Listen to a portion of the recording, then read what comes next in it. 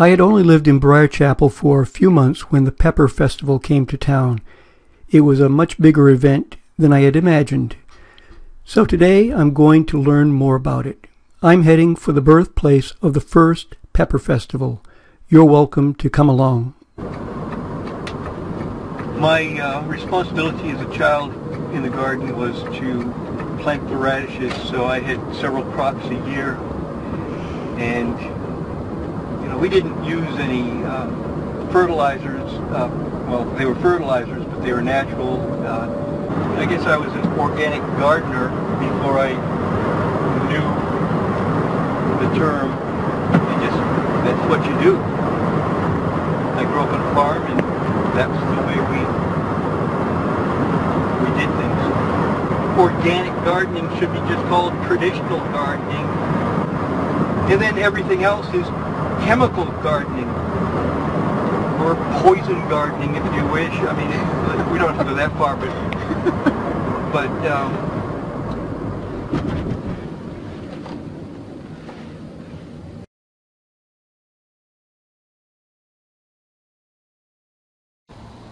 And I'm a farmer. I'm an organic farmer, and I'm doing my own plant breeding here, but I'm working more on certain crops that I really like, that I think people should be eating more of. So my biggest emphasis is on sweet peppers, and we're just kind of getting into that season now.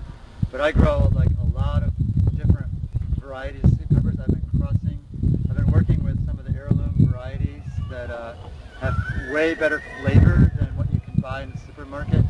We're talking about red and yellow and orange sweet peppers. Some of you may know, if you've done any gardening, that a green pepper is actually an immature pepper. If that green bell pepper had been left on the plant longer, it would have eventually turned either red or orange or yellow or brown. There's actually some that look like chocolate colored, and that's usually in the name. We've been growing a variety called Chocolate Beauty that I've been selecting for adapting it to our conditions here, and I finally renamed it Chocolate Cake. I needed to give it a new name, so I came up with that one. But and it's in a seed catalog in Asheville. There's a small seed company there called So True Seeds, and they buy, like, I don't know, they carry about 6 of my pepper varieties right now that I've been developing here at my farm.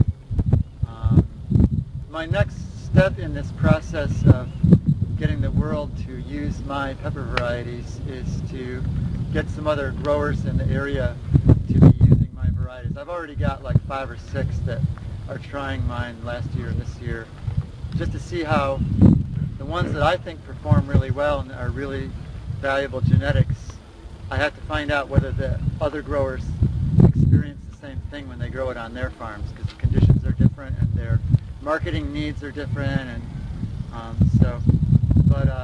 a goal of mine is to have a lot more people eating a lot more sweet peppers, because I think of them as a superfood. They're very nutritious.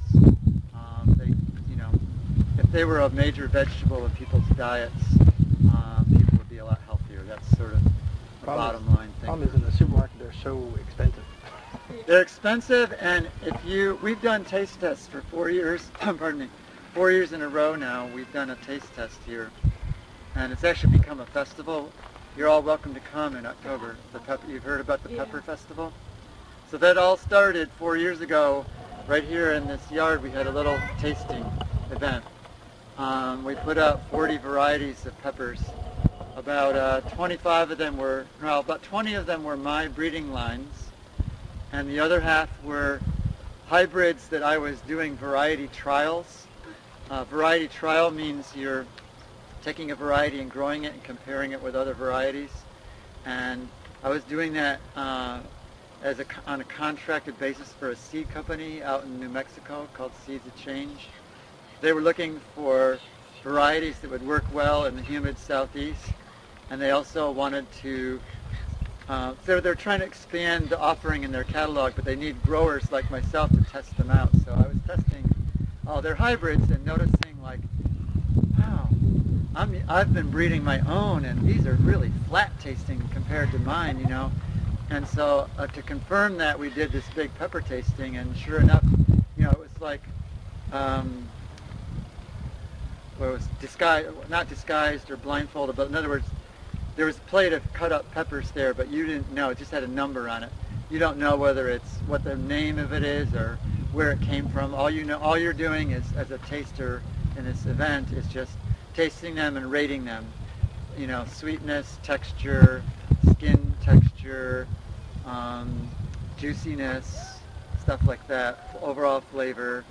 And 2 or 3 of my varieties were the very top, and then several other of mine were just below that. Most of the hybrids scored a lot lower, and that confirmed my impressions of it too. And see, the thing is, they've been breeding these varieties to be good for the growers. So they're very productive and uniform, and the tendency has been to do the green bell peppers because they shift better and you get a higher yield. If you keep picking the green peppers off of the plant is stimulated to make more. If you leave them on to ripen, you get a lower total yield. That's one reason why they cost a lot more. And they don't store quite as well. The red ones or the yellow ones don't store quite as well as the green ones do. So most of the trends in the sweet pepper industry have been for the convenience and profit of the grower, not for the enjoyment of the consumer. So meanwhile, consumers are missing out on that delicious flavor. I wish I had some ripe ones just to give you right now. We actually have a whole new crop. We've got some in our greenhouse that overwintered. The plants were already like 8 feet tall last November, and we actually had to bend them down to put protective covers over them during the cold weather to keep them alive. And now, of course, there's no cover on them. They're still inside the greenhouse, and they're flowering and fruiting, so very soon we're going to have a whole new crop of peppers on there. But which is pretty much unheard of around here to have peppers in this time of year, unless you have a heated greenhouse type of situation. But so I'm obviously very excited about this pepper thing, and I think that there's a lot of growers in this area that could be making a lot more money too. So the 5th annual Pittsboro Pepper Festival will be held October 7th, 2012, and that will be held at the Briar Chapel Community Park. For more information and tickets, you can go to theabundancefoundation.org.